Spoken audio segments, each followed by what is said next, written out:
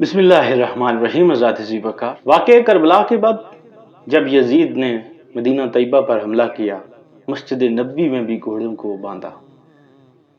تو ایک صحابی رسول ہیں حضرت سعید بن مسیب رضی اللہ تعالیٰ عنہ، آپ فرماتے ہیں کہ میں 3 دن تک اس منبر رسول کے نیچے رہا، مجھے دن اور رات کا پتہ نہیں چلتا تھا، لیکن مجھے 5 وقت اذان کی آواز آتی تھی اور مجھے یہ پتہ چل جاتا تھا کہ اب نماز کا وقت ہو گیا ہے، اور وہ 5 وقت کی اذان کی آواز مجھے سرکار مدینہ امام احمد مجتبیٰ صلی اللہ علیہ وآلہ وسلم کی قبر انور سے آواز آتی تھی اذان کی۔ ذات ذی وقار، میرے آقا نے ارشاد فرمایا صلی اللہ علیہ وآلہ وسلم، انبیاء کے جو جسم ہیں ان کو مٹی نہیں کھا سکتی، اور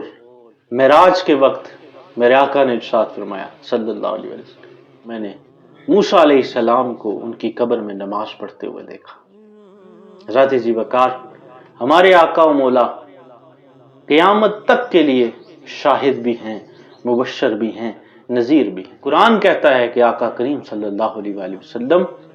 شاہدن مبشرن و نذیرہ ہے۔